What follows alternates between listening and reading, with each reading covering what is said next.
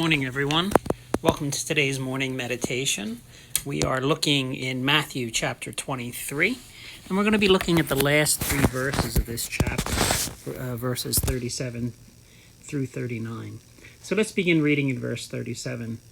O Jerusalem, Jerusalem, thou that killest the prophets, and stonest them which are sent unto thee, how often would I have gathered thy children together, even as a hen gathereth her chickens under her wings, and ye would not. Behold, your house is left to you desolate. For I say unto you, you shall not see me henceforth, till ye say, Blessed is he that cometh in the name of the Lord. Now Jesus made his triumphal entry into the city, and Matthew records that in chapter 21. And if you read through that chapter, you will see that as he's coming in, the people are quoting Psalm 118, which says in verse 26, Blessed is he that cometh in the name of the Lord. And the people in that day when he was entering into the city spoke that. But Jesus said, You shall not see me henceforth till you shall say, Blessed is he that cometh in the name of the Lord. And you might be a little confused at what Jesus is talking about, because that actually happened on his triumphal entry just days ago. It was a case where the right words were spoken, but with the wrong heart.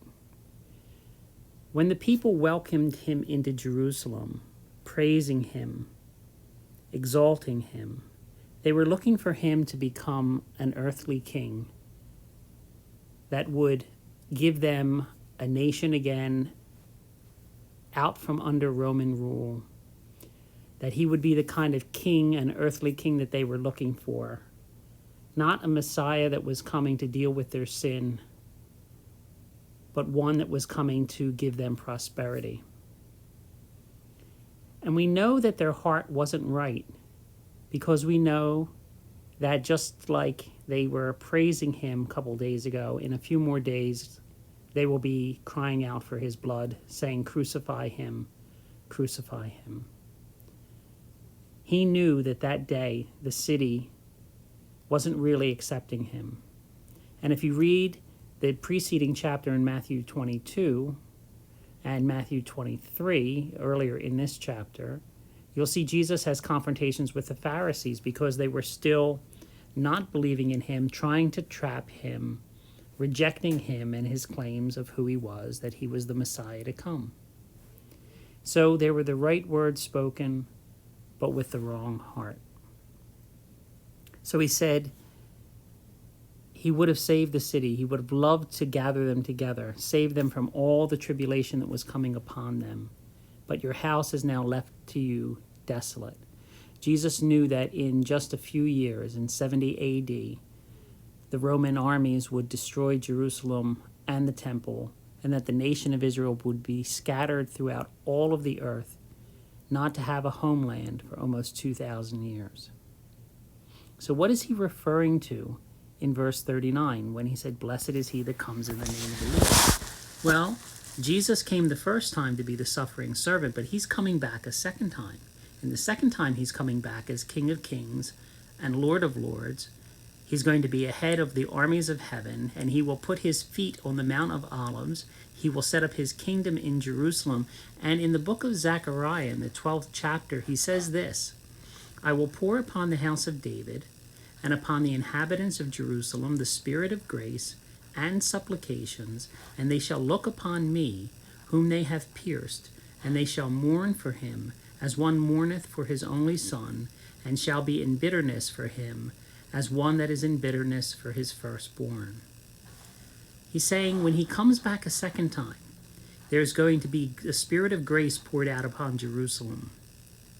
And they will look upon him whom they pierced. They will see him, the one that they crucified, and they will understand the rejection that they made the first time, how they got it so wrong, and how now he was coming back. They will welcome him as Messiah and King, seeing him for as he really is, the one true God, the one true hope of Israel.